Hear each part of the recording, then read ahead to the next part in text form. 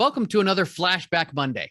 With the start of 2022 still fresh and resolutions dancing around in my head, I thought it would be nice to look back on an episode where we really focused on our health and not just the health of our bodies. I mean, personally, mine is pretty sore from starting a new workout routine this week, but our mental and spiritual health as well. When I first had Lindsay Lane and Tiffany Bratina on the show, they were trying to navigate the waters of the pandemic and lift their CEU business, Whole Soul Retreats, off the ground. Since then, they've had a couple of successful conferences, and they have several more planned for the upcoming year. But before their success, there was just passion and perseverance. So sit back and enjoy this flashback. I'm sure you'll be as impressed with Lindsay and Tiffany as I was. Welcome to the Plan B CRNA podcast. I'm your host, Bobby Jones, and I'm so excited that you're here. The Plan B CRNA podcast is the only show made specifically for nurse anesthetists who are exploring options outside of their traditional career paths. This is the place to expand your mind and your goals as we uncover new ways to produce side income together. Join me for some honest, unscripted discussions with other CRNAs who are transforming their financial lives. This episode is brought to you by On-Call Capital. On-Call Capital is dedicated to educating CRNAs and other healthcare providers about investing outside of the traditional stock market. On-Call Capital also provides opportunities for you, yes, you, to create passive income and generational wealth while also lowering your taxable income through investments in the apartment and alternative investment spaces. If you haven't hit subscribe yet, make sure you do that right now so that you don't miss an episode. Thanks so much for joining me today. And now, on with the show. Welcome to another Provider Spotlight episode of the Plan B CRNA podcast. I've got a real double whammy for you today. The first time having two guests on the show instead of just one. So our first guest is Lindsay Muller. She's a proud boy mom, wife, and Charlotte-based CRNA. She's an unashamed lover of carbs, chocolate, and waking up without an alarm clock, which is a rare treat. Her hobbies include weightlifting, drinking coffee before her boys are up, Amazon perusing, and naps. So Lindsay also has a huge passion for connecting with people, rooting for and encouraging women in the field of anesthesia. Her partner, Tiffany Bratina, has been a CRNA for 12 years, graduating from Southern Illinois University in 2008 and moving right to Charlotte, North Carolina, where she's been ever since. She's been married to her husband for 14 years and has three beautiful little boys. Tiffany is passionate about traveling, woodworking, and aesthetics. Solo trips to Target and Home Goods with a chai tea keeps her going. She owns a side business injecting Botox fillers, and it really fills her cup. Together, the two of them have created Whole Soul Retreats, a CEU company exclusively for female CRNAs. Their friendship combined with their loves of traveling and organization have made developing Whole Souls Retreats a blast so far. So without further ado, welcome to the show, Lindsay and Tiffany. Thank you for having us. Yeah. So let's get into it. How did you guys first connect, and when did that blossom into a friendship? So we met at work, and she had been a seasoned CRNA. I was a brand new graduate, so she kind of took me under her wing. We also started working out together and really hit it off at the gym, and just have kind of grown together ever since. She's a seasoned mom. I was a brand new mom, so always feels like she's been a couple steps ahead of me in life, and she's been a huge mentor and friend to me. That's awesome. That's really cool. So, it's no small thing to start a business. So, how did you guys figure out that you had this mutual thing going on where you both had this passion, and then what made you ultimately take that leap? Well, I think we've always talked about traveling. We love to travel. So we talk about it constantly. And wellness is obviously extremely important to both of us. She talks about her taking me under her wing, whatever, but she had a company of her own, a wellness retreat company to begin with. And she was just killing it and asked me to come on and help her. And I fell in love. I could see her passion for it. And I loved connecting with these women at these wellness retreats. And so our heads just started turning, and we thought, gosh, there's just really nothing out there on the market for female CRNAs. And those are our tribe of people. Those are the women that understand us day in and day out. And we needed to create something like that. So we just took the knowledge that we had from the wellness retreats and started spinning it and thinking, why can't you go away and earn your CEs that you have to earn anyway and leave the weekend refreshed and rejuvenated? Yeah. Well, that's understandable. I know that a lot of people come back from conferences, and while they might feel, reinvigorated with, how they're approaching their practice, sometimes you can come back from those conferences and be pretty exhausted. So, what's different about the approach that you guys have to how you're integrating the content in with the wellness portion of that retreat? Yeah, so we really wanted to make this company kind of a fusion between a wellness retreat and a conference. So all of our continuing ed objectives are really based on mental tenacity, how to cope with anxiety, how to cope with stress, the importance of sleep, a lot of things that you can apply both to your personal life and your professional life. So we're kind of trying to pour into both cups there so that it does feel kind of like a personal vacation, as well as you take away things that you can apply to your practice. Another thing that I feel like really sets us apart is we've tried to tee women up for an all-inclusive, no planning required trip. So I know both of us wear a lot of hats when it comes to managing a family and planning. Literally everything that goes on in your day-to-day falls on our shoulders. So we wanted to give women in our field an opportunity to just swipe their credit card once and have an all-inclusive trip that includes their food, their lodging, their CEUs, all of the excursions that we plan on doing specific to each destination. Now, if people that are coming to these conferences, they're not having to do that part on their own. That means you're having to do that for them. For sure. So that can make things a little more busy for you. How's that been, balancing that with everything else that you've got going on in your lives? I mean, you're both full-time CRNAs. Yeah. So how's that been?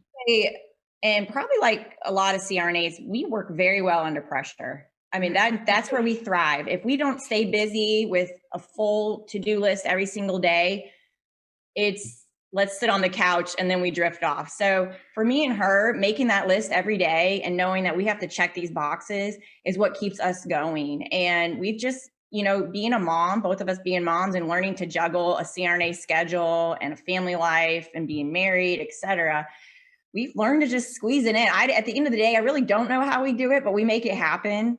And that's rejuvenating for us to lay our heads down at night and know that we accomplished everything we set off to do today. I like to add too, like, we are tenacious people, CRNAs. And I don't think at the end of the day, we all really realize the stress that we're under at work and what it entails. We're also very type A people. So most CRNAs, they want to plan those trips from to a T, and we want to take that away from them for a weekend, for a couple of days. We want to say, for the first time in your life, just have a leap of faith and let us take care of that for you. And we promise you're not going to regret it. We're going to cover everything from A to Z for you. And we're going to make sure you can go back to work rejuvenated and taught well. So that's kind of when we were trying to think of a theme for our retreats.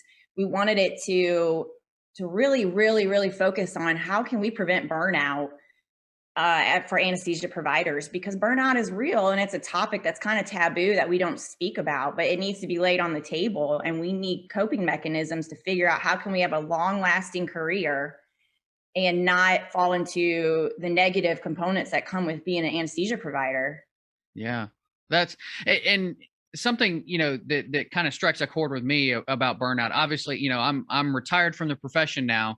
Part of that was, due to burnout, and I developed some poor coping mechanisms during some of my time when I was in school and whatnot. I had people that I went to school with that, they took on a lot of physical fitness stuff, and other people did other things, and everybody kind of treats stress differently. And it depends on how, you grew up with that stress and how you coped with it. Myself, I tended to be more of we'll just, put my head down, get through it, and I'll figure it all out later, not realizing how much I was really pushing off to the end of schooling. Yeah. And so that affected everything in my life. It affected relationships and everything else. So, I've come away from the profession, and when you feel like you can breathe again, yeah, it's an amazing, amazing thing. And so I'm always a big proponent for figuring out those kinds of coping mechanisms. So that's a long way of coming around to asking you guys, how you talk about balance, and we talk about having that busy schedule and being type A. What are the kinds of things that you guys are doing for yourselves to make sure you're not getting burned out from all of your extra pursuits? Yeah. Well, I think a lot of our CUs, at least for me, and we've divided them up based on what we're passionate about.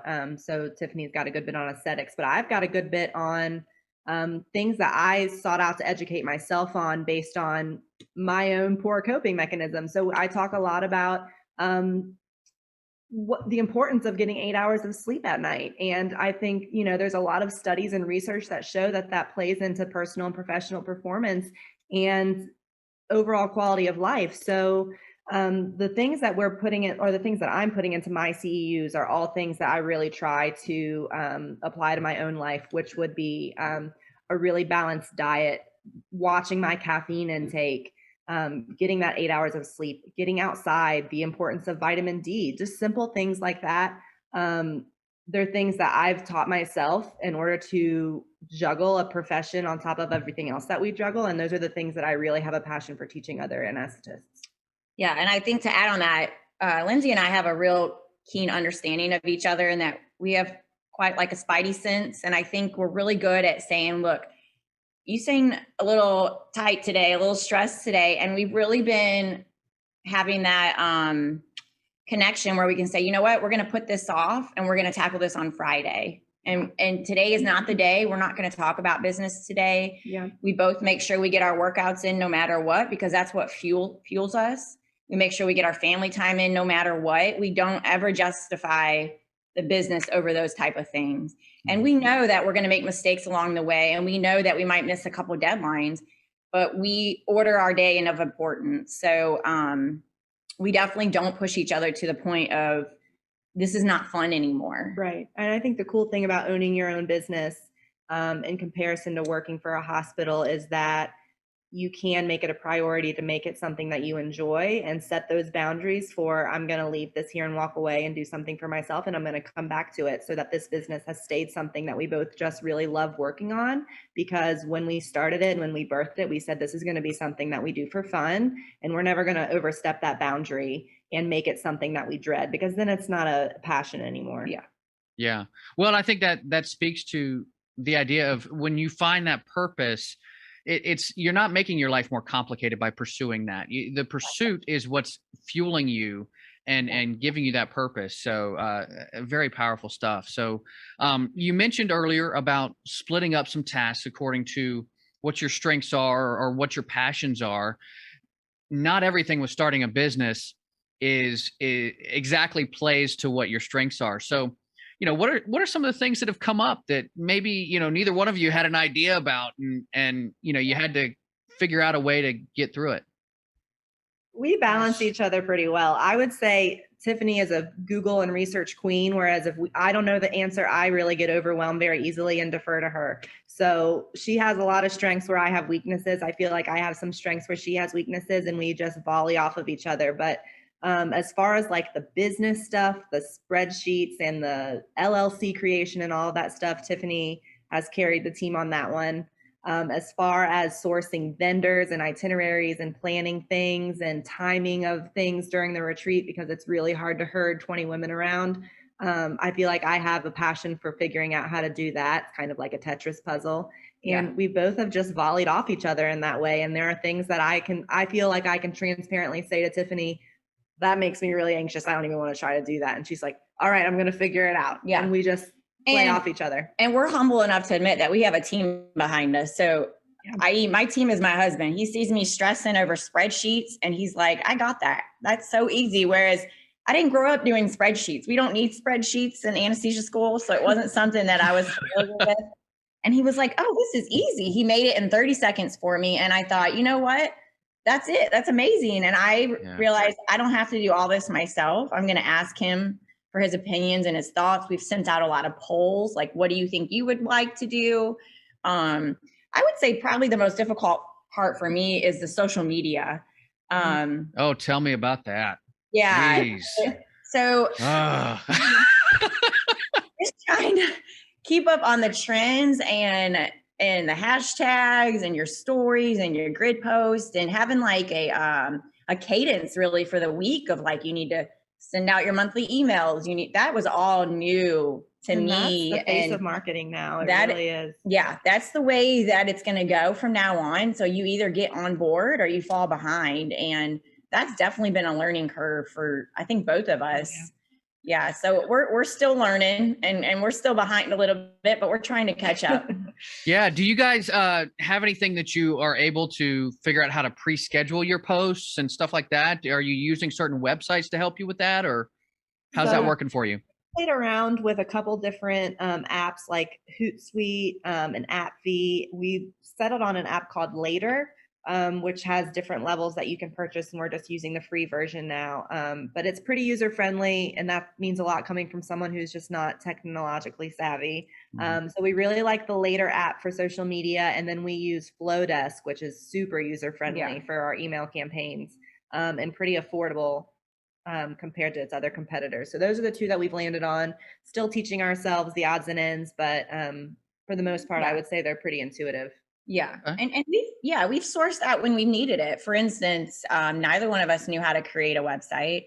So we basically was like website 101 and had to teach and learn, and that's still a learning process. We go in and play in it like it's a playground and move things around, and trying to, put our own artistic touch to it is new. I mean, these are all things people were learning while we were in the OR, putting people to sleep. I realized, because I reach out to people outside of anesthesia who are our same age, and they're like, "Oh yeah, I know how to do that. I learned that in school." And I'm like, "You did?" Yeah. So, that's been, it's been a process. Yeah. But it's been fun. It's been fun. Yeah, I've found that to be true too.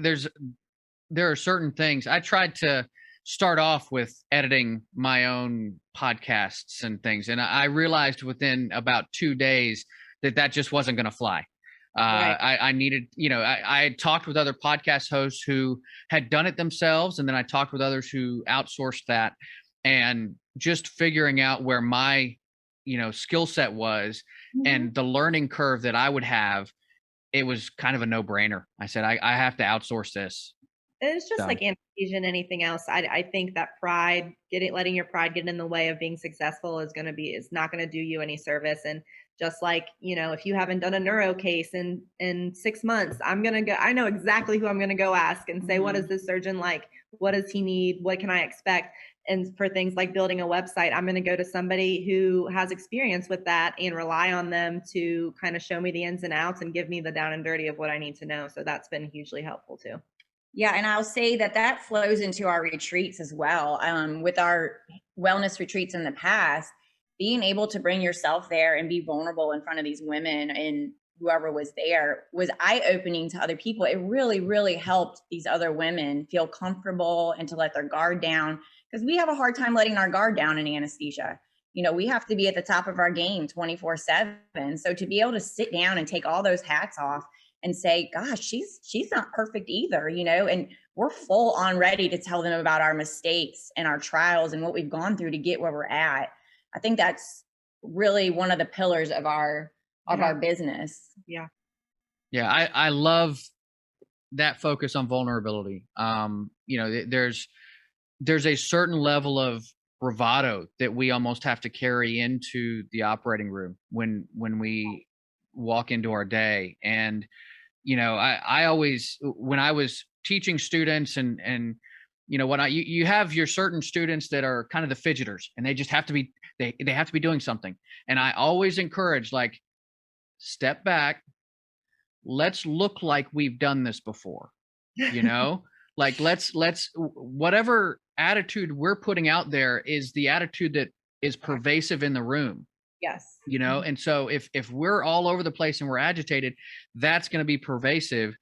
But that takes a certain amount of, having an armor on almost. Right. And so, yeah, that's powerful. And it can be a good thing and a bad thing. I think anesthesia school in itself, and then on top of experience in the OR, teaches us to have a very, very tough exterior, which is great in a hospital setting when you need it.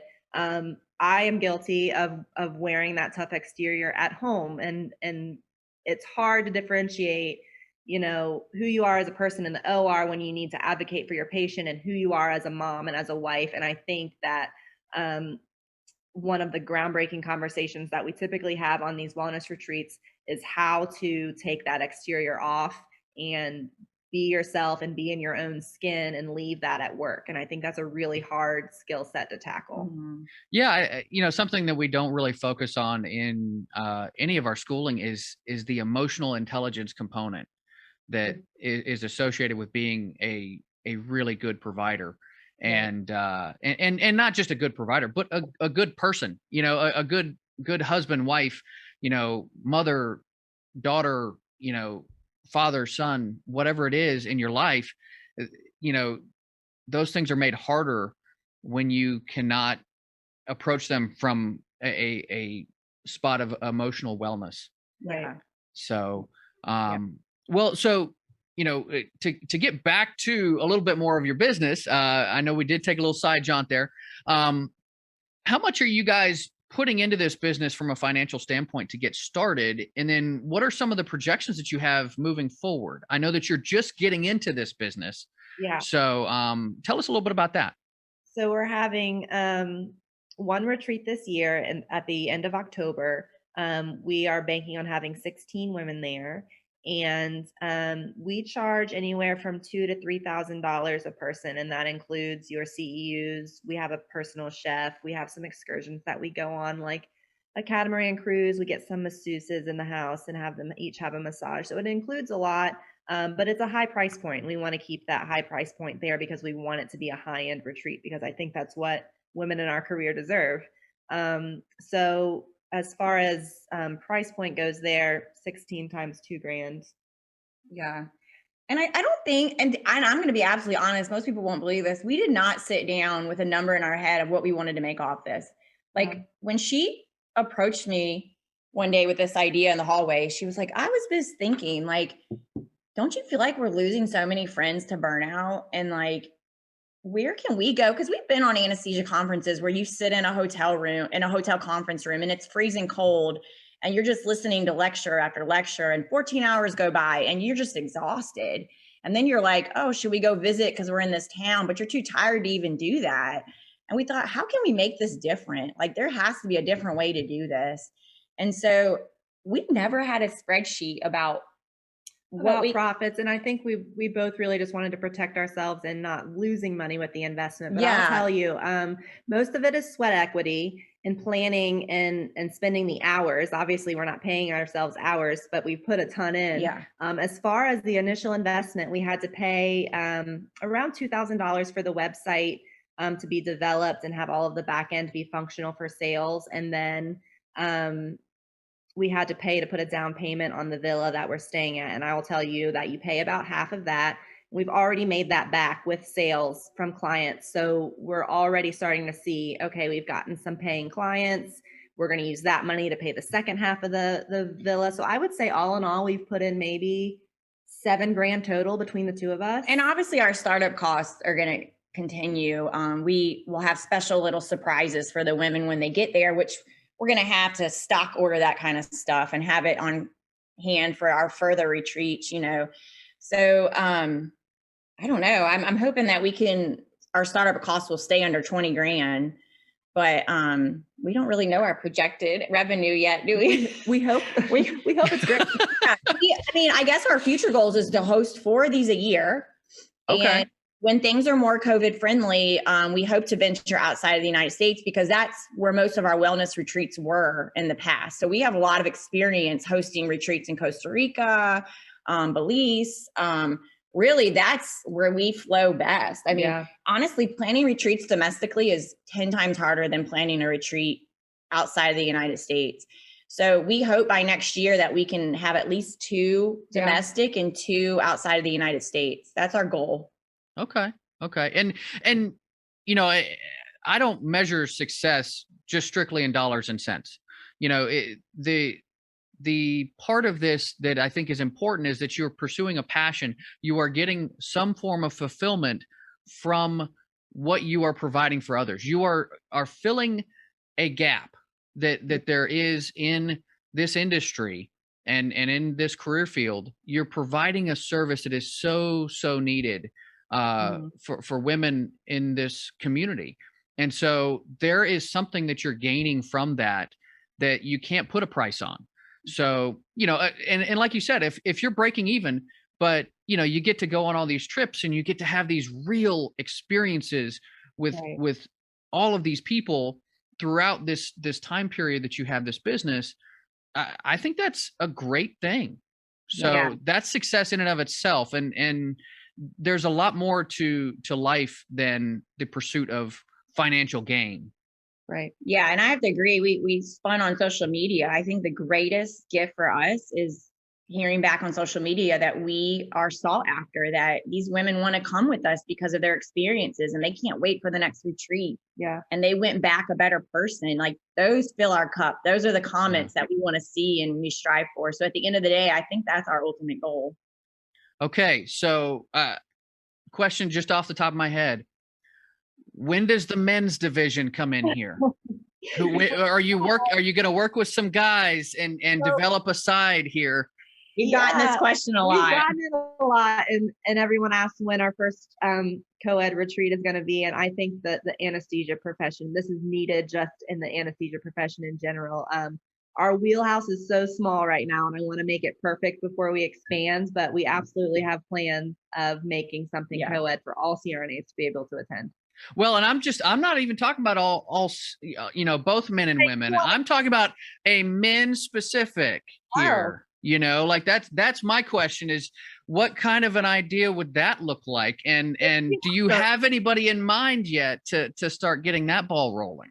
That would be awesome. Yeah, I think it would be really cool. We'll have to. I think you'd be so shocked. We've actually got a lot of private messages requesting that. And honestly, it wasn't even on our radar because as women, we connect with women best. Like that's when we let our shield down. So we really got to put some thought into how we can make that comfortable, how we can teach well.